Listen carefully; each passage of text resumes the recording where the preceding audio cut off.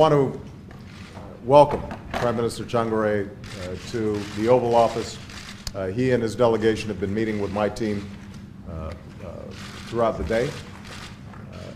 I obviously have extraordinary admiration for the courage, the tenacity that the Prime Minister has shown in navigating through some very difficult political times in Zimbabwe. There was a time when Zimbabwe was the breadbasket of Africa and continues to have enormous potential. It has gone through a very dark and difficult period politically. The President Mugabe, I think I've made my views clear, has not acted oftentimes in the best interests of the Zimbabwean people, and has been resistant to the kinds of democratic changes that need to take place. We now have a power-sharing agreement that shows promise, and we want to do everything we can to encourage the kinds of improvement, not only on human rights and rule of law, freedom of the press, and democracy that is so necessary, but also on the economic front. The people of Zimbabwe need very concrete things. Schools that are reopened, a healthcare delivery system that can deal with issues like cholera or HIV/AIDS, an agricultural system that is able to feed its people. And on all these fronts, I think the Prime Minister is committed to significant concrete improvement in the day-to-day lives of the people of Zimbabwe. I congratulate him. They've been able to bring inflation under control after hyperinflation that was really tearing at the fabric of the economy. We're starting to see slowly some improvements in capacity, industrial capacity there. So overall, in a very difficult circumstance, we've seen progress from the Prime Minister. We are grateful to him. We want to encourage him to continue to make progress. The United States is a friend to the people of Zimbabwe.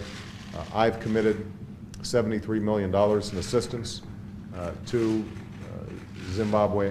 It will not be going through the government directly because we continue to be concerned about consolidating democracy, human rights, and rule of law, but it will be going directly to the people of Zimbabwe, and I think can be of assistance to the Prime Minister in his efforts. He's going to continue to provide us with direction in ways that he thinks we can be helpful, and I'm grateful to him for his leadership, for his courage, and am looking forward to being a partner with him in the years to come. Mr. Prime Minister. Thank you. Thank you very much, Mr. President. I would like to take this opportunity to thank you for receiving us.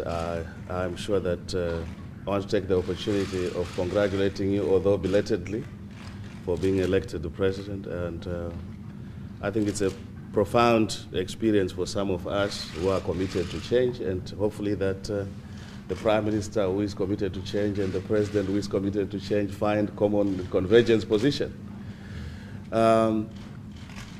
I've been explaining to the President that Zimbabwe is coming out of a political conflict and economic collapse or decay, and that the new political dispensation we have crafted is an attempt to arrest this decay, but also mindful of the fact that it is a journey.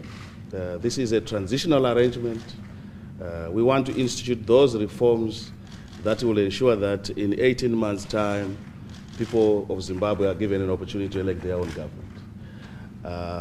Yes, there have been a lot of progress, or progress made by the transitional government, but there are also problems. It is the problems of implementation, and I do recognize that even by the standard of our own benchmarks, there are gaps that still exist, and that we will strive. And I want to express my commitment that we will strive to implement those benchmarks, not because they are for the international community, but because for ourselves, it gives people of Zimbabwe freedom and the opportunity to grow.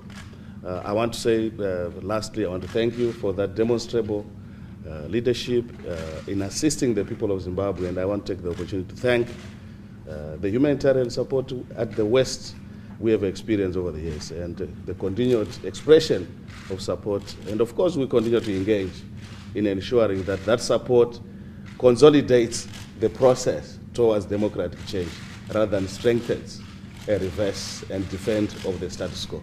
Thank you very much, Mr. President. Thank you so much. Thank you very much. Appreciate it. Thank you, everybody. Have a great week.